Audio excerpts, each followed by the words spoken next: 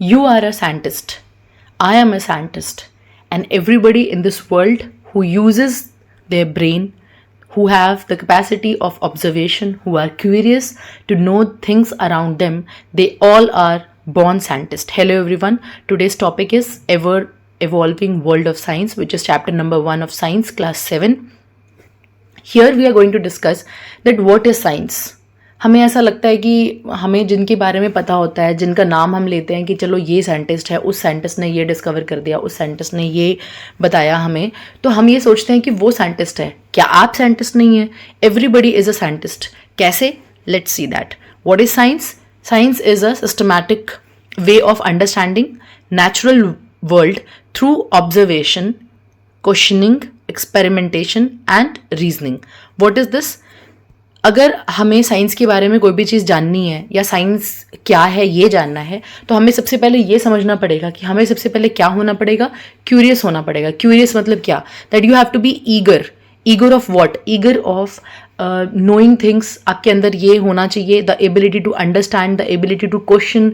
तो सबसे पहले हम क्या करते हैं? हम क्यूरियस होते हैं, किसी चीज़ को हम देखते हैं, हम सोचते हैं कि अच्छा ये क्या चीज़ होगी. हमारे अंदर उत्सुकता होती है. क्यूरियस मतलब होता है आपके अंदर उत्सुकता.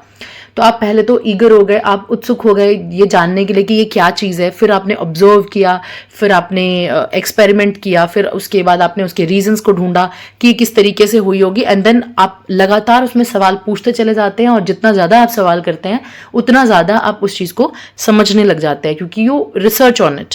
It is not about memorising facts but about developing curiosity and logical thinking. कि आपको लॉजिकली सोचना है कि वो चीज़ अगर ऐसी हुई है तो कैसे हुई होगी. और इसमें सिर्फ और सिर्फ आपको हर एक फैक्ट को मेमोराइज करना ही साइंस नहीं होता. इसके अलावा it explains the phenomena which ranges from microscopic cells to celestial bodies. की मतलब हमारे माइक्रोस्कोप पे जो हम चीज़ें नोटिस करते हैं, सेल्स, टिश्यूज़, इन सब को जो हम नोटिस करते हैं, इसके अलावा जब हम बात करते हैं अपने सेलेस्टियल बॉडीज़ की, जब हम बात करते हैं सन की, मून की, अर्थ की, तब भी हम बेसिकली साइंस के बारे में ही डिस्कस कर रहे होते हैं. तो science not only encourages all this things but it encourages the exploration beyond the classroom. की क्लासरूम में हमने जो भी चीज़ें पढ़ी उसके अलावा भी उसको एक्सप्लोर करना is itself science. Then we are having science as a process of inquiry. Inquiry मतलब क्या? तो इंक्वायरी क्या होती है? जब हम सवाल पूछते हैं तो साइंटिफिक नॉलेज जो होती है वो तब डेवलप होती है आपके अंदर जब आप कॉन्टिन्यूसली इन्वेस्टिगेट करते हैं. उसका जो इन्वेस्टिगेशन साइकिल है उसमें आप क्यूरियस होते हैं, फिर आप सवाल पूछते हैं, फिर ऑब्जर्व करते हैं, एक्सपेरिमेंट करते हैं उस पर, उसके एविडेंस को ढूंढते हैं, फिर आप लास्ट में कंक्लूड करते हैं, मतलब एक नतीजे पे पहुंचते हैं. फिर नतीजे पे पहुंचने के बाद आप और भी चीज़ें सोचते हैं कि अगर ऐसा होता तो क्या होता, अगर वैसा होता तो क्या होता, and then you discover something. की फीचर्स में हमारे आ गए कि मीनिंगफुल क्वेश्चंस होने चाहिए, टेस्टेबल क्वेश्चंस होने चाहिए जिनको आप बेसिकली टेस्ट कर सकें, ऑब्जर्व करना चाहिए बहुत ही ध्यान से, ऑब्जेक्टिवली हमें उस चीज़ को सोचना चाहिए, एक्सपेरिमेंट करने चाहिए ताकि हम आइडिया को वेरीफाई कर सकें. फिर हमें एविडेंस के बेस पर, कोई ना कोई जो सबूत है उसके बेस पर हमें कंक्लूड करना चाहिए कि yes, on the basis of this evidence this conclusion is proved right. And then हमें दोबारा से उस चीज़ को रिवाइव या रिवाइज करना चाहिए. दैट हमें कंप्लीटली उसको, जब हमने एक नतीजे पे हम पहुंच गए तो इसके अलावा अगर कोई चीज़ हमारे सामने आ रही है तो we have to be open to that. So science is therefore dynamic, मतलब कि वो चेंज होती रहती है और वो हमेशा उसमें कॉन्स्टेंटली कोई ना कोई जो चेंज है वो आता रहेगा और वो इवॉल्व होता रहेगा, उसमें बहुत सारे बदलाव आते रहेंगे. Then we are having interconnection of scientific fields. क्या है? तो साइंस के अंदर हमारी जितने भी आपके ब्रांचेस हैं वो सारे ब्रांचेस जो हैं वो डीपली इंटरकनेक्टेड हैं. कैसे कनेक्टेड हैं? तो हमारे पास फिजिक्स है, हमारे पास केमिस्ट्री है, हमारे पास मैथमेटिक्स है, बायोलॉजी है, एनवायरमेंटल साइंस है, जियोलॉजी है. ये सारी की सारी जो चीज़ें होती हैं ये सब कुछ इंटरकनेक्टेड होता है. कई बार अगर आप पढ़ोगे ना तो आपको ऐसा लगेगा कि यार हम फिजिक्स कर रहे हैं कि मैथ्स कर रहे हैं. कई बार केमिस्ट्री भी उससे रिलेटेबल लगने लग जाती है, कई बार जियोलॉजी से बायोलॉजी आपके रिलेटेबल लगने लग जाती है, कभी ईवीएस जो है वो ज्योग्राफी से रिलेटेड लगने लग जाता है. तो क्योंकि ये सारी की सारी जो चीज़ें होती हैं वो इंटरकनेक्टेड होती हैं. Everywhere we are talking about the natural things, और नेचुरल थिंग्स से हम फिर नेचुरल जो भी रिसोर्सेज हमारे पास अवेलेबल है उनसे ही हम कोई ना कोई ह्यूमन मेड या कोई ना कोई आर्टिफिशियल चीज़ें क्रिएट कर रहे हैं और इसको यूटिलाइज कर रहे हैं. तो अगर हम किसी भी एक ब्रांच में डिस्कवरी करते हैं तो डेफिनेटली वो दूसरे ब्रांचेस को भी अपने साथ प्रोग्रेस कर देता है.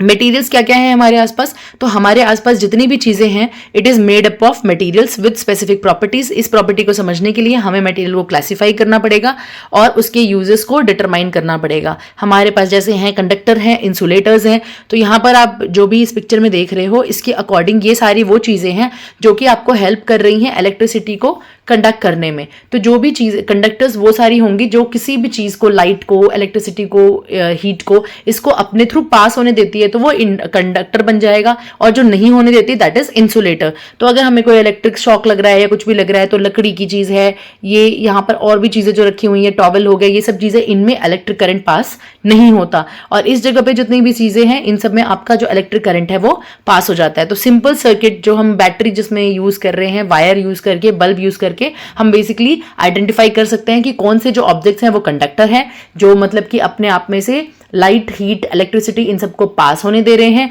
और कौन सी वो चीजें हैं जो इंसुलेटर्स हैं जो पास नहीं होने दे रहे। चेंजेस अराउंड अस में हमारे पास चेंजेस हैं physical change, then chemical change. Physical change वो है जो अपनी स्टेट ऑफ मैटर जो कि हमारे पास अवेलेबल होता है, जैसे कि अगर हम देख रहे हैं कोई चीज जो है वो, अगर वाटर साइकिल को ही हम ले लेते हैं तो वाटर साइकिल में हम देखेंगे कि एक बार जो पानी है वो हमारा लिक्विड फॉर्म में है, फिर वो इवेपोरेट होता है, वो वेपर की फॉर्म में, मतलब गैसियस स्टेट में चला जाता है, उसके बाद फिर वो क्लाउड्स की फॉर्मेशन कर रहा है, फिर वो प्रेसिपिटेट करता है और देन वापस लिक्विड फॉर्म में बन जाता है। सो इस प्रोसेस में हम ये समझ लेते हैं कि जितने भी स्टेट ऑफ मैटर में अगर कोई चेंज हो रहा है तो वो सारे के सारे आपके फिजिकल चेंजेस होते हैं। जैसे कि ये आइस है, इसको हमने वाटर बना दिया, हम वाटर को दोबारा से फ्रीज करेंगे तो वो फिर से आइस बन जाएगा। केमिकल चेंजेस में वो चीजें आ गई जिसमें कोई ना कोई तरीके की केमिकल रिएक्शन हो रही है, जैसे यहाँ पर एक नेल है, आयरन नेल है, इसके ऊपर रस्टिंग हो गई तो वो इस तरीके का हो गया, तो ये आपकी केमिकल चेंजेस है। रिवर्सिबल चेंज वो होते हैं जो दोबारा से रिवर्स किए जा सकते हैं, मतलब कि एक बार अगर हमने उसमें कोई चेंज कर लिया तो वो दोबारा से चेंज हो सकता है, वो आपका रिवर्सिबल है। इरिवर्सिबल वो है जिसको आप दोबारा से रिवर्स नहीं कर सकते, दोबारा से उसमें चेंज नहीं आ सकता। तो हीट जो है वो ऑफन इनिशिएट कर देती है या फिर स्पीड अप कर देती है बहुत सारे चेंजेस को। अब इफेक्ट्स ऑफ हीट क्या है, तो हीट एक फॉर्म ऑफ एनर्जी है जो कि आपके फिजिकल स्टेट्स को और प्रॉपर्टी को चेंज कर सकती है या उसको ऑल्टर कर सकती है। जैसे कि मेजर इफेक्ट्स क्या है हमारे पास, जैसे मेल्टिंग ऑफ सॉलिड है, फिर इवेपोरेशन है लिक्विड का, मतलब कि लिक्विड जब वेपर्स बन जाते हैं, एक्सपेंशन है मटेरियल्स का, मतलब उसका फैलाव करना, एसिलरेशन है मतलब कि स्पीड अप करना केमिकल रिएक्शन को, हीट ट्रांसफर जो होता है वो काफी ज्यादा एक क्रूशियल इंपॉर्टेंट रोल प्ले करता है किसी भी नेचुरल प्रोसेस में। फिर आगे वाटर साइकिल जिसके बारे में हम सबको पता है। वाटर साइकिल क्या है, तो जो सन है वो ड्राइव करता है कॉन्टिन्यूस सर्कुलेशन ऑफ वाटर को अर्थ पे। अलग अलग स्टेजेस हैं इसके, इवेपोरेशन, कंडेंसेशन और प्रेसिपिटेशन है हमारे पास, ये हमारे बेसिक स्टेजेस हैं। इसके अंदर आपका यहाँ से देखिए कि इधर से स्टार्ट हो रहा है आपका, कहीं से भी आप स्टार्ट करिए, ये बेसिकली यहाँ से है, इवेपोरेशन से है। तो इवेपोरेट होगा पहले वो चीज़, वेपर्स बनेगी, फिर प्रेसिपिटेट हो रहा है, फिर प्रेसिपिटेशन से फिर वो कलेक्शन होके वो कंडेंसेशन के प्रोसेस से होते हुए इस तरीके से जो वाटर साइकिल है वो हमारा मूवमेंट करता रहता है। सबसे पहले जो सी वाटर है वो इवेपोरेट होगा, वो ऊपर जाएगा, फिर वो वेपर्स बन गया, वेपर्स बनने के बाद फिर वो क्लाउड फॉर्म करेगा, क्लाउड फॉर्म करने के बाद जब वो होल्ड नहीं कर पाएगा तो फिर वो धीरे धीरे करके वो प्रेसिपिटेट होना शुरू हो जाएगा, मतलब कि नीचे आना शुरू हो जाएगा। फिर उसके बाद हमारे पास है life process in living organisms. यहाँ पर क्या है, जितने भी हमारे जितने भी लिविंग ऑर्गेनिजम्स हैं वो सारे के सारे एसेंशियल फंक्शंस प्ले करते हैं, नेसेसरी फॉर द सर्वाइवल। अगर हम प्लांट्स की बात करें तो प्लांट्स हमें पता ही है, वो सारे के वो प्लांट्स जो होते हैं वो ऑटोट्रॉपिक होते हैं, जनरली वो अपना फूड खुद ही प्रिपेयर करते हैं, बल्कि उनसे खाना हम सारे के सारे animals, human being a social animal, we also take it from plants itself. तो इस लाइफ प्रोसेस इन एनिमल्स में हमारे पास जैसे न्यूट्रिशन है, इसमें फूड ऑब्टेन करना है, रेस्पिरेशन है जो कि ब्रीदिंग से अलग होता है, रेस्पिरेशन में जो एनर्जी है वो रिलीज होती है, सर्कुलेशन है कि वो चीज़ किस तरीके से आगे ट्रांसपोर्ट हो रही है, जो ऑक्सीजन है वो और जो न्यूट्रिएंट्स है वो किस तरीके से ट्रैवल कर रहे हैं वापस, फिर वो हमें ग्रो करती है, हमें डेवलप करती है, और इस तरीके से जो प्लांट्स और एनिमल्स होते हैं वो एक दूसरे पर इंटरडिपेंडेंट होते हैं in the ecosystem. Measurement of time है जिसमें कि ह्यूमंस जो है वो इनिशियली नेचुरल ऑब्जर्वेशंस पे रिलाई करते थे ताकि वो टाइम को मेजर कर सके, और वो हमारे पास मेथड्स कौन कौन से हैं, हमारे पास सनडाइल है जिसमें कि सूरज किस तरीके से मूव कर रहा है उसके बेसिस पे टाइम को एनालाइज करते थे।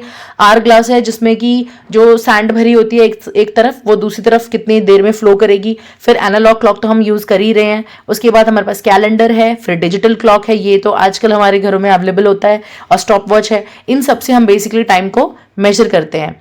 लाइट एंड शेडो में लाइट जो होती है वो बहुत एसेंशियल है हमारे विजन के लिए, और इससे हम फिजिकल जो फिजिक्स के फेनोमेना है हमारे उसको समझ सकते हैं। जो नेचुरल सोर्स ऑफ लाइट है that is your son. Artificial जो है उसमें आपके सबके घरों में होते हैं, लैम्प है, बल्ब है, कैंडल्स हैं, ये सब हो गई।